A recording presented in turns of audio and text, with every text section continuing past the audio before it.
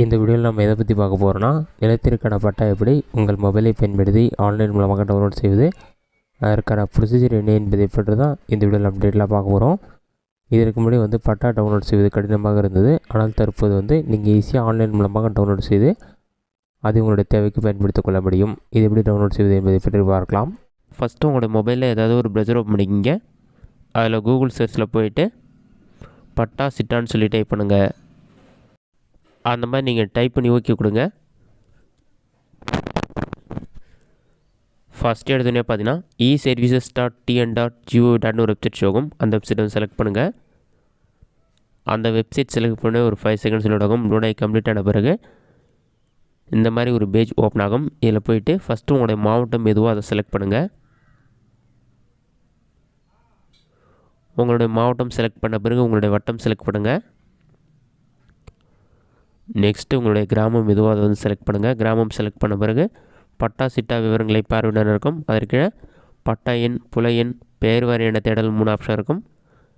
பட்டா எண், புல எண் தெரியாதால் நீங்கள் பெயர் வாரியான ஆப்ஷனை செலக்ட் பண்ணிக்கிங்க. அதை செலக்ட் பண்ணிவிட்டு பட்டா உரிமையாளருடைய பெயருடைய முதல் 3 எழுத்து மட்டும் தமிழில் என்ட்ரு பண்ணுங்கள்.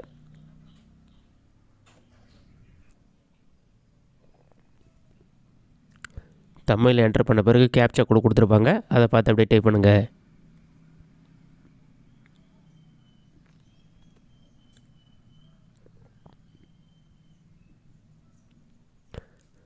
கேப்சாவை டைப் பண்ணிவிட்டு சமர்ப்பி ஆப்ஷனை கிளிக் பண்ணுங்கள்.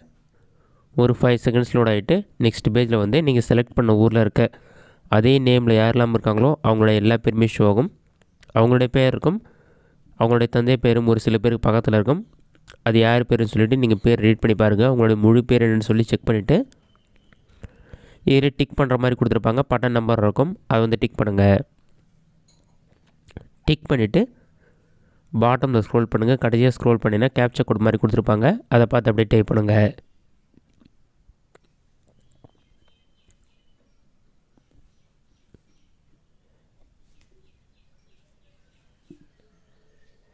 கேப்சாவை டைப் பண்ணிவிட்டு சமர்ப்பி ஆப்ஷனை கிளிக் பண்ணுங்கள்.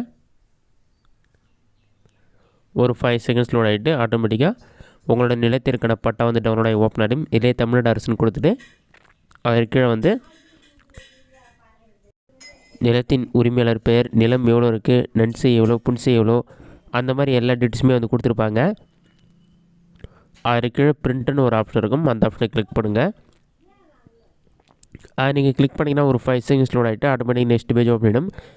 நெக்ஸ்ட் பேஜில் சேவஸ் பிடிஎஃப் சொல்லிவிட்டு பிடிஎஃபாக கன்வெர்ட் ஆகிருக்கும். ரைட் சைட்லேயே டவுன்லோட் பண்ணதுக்கான பிடிஎஃப் சிம்பிள் இருக்கும். அதை கிளிக் பண்ணுங்கள்.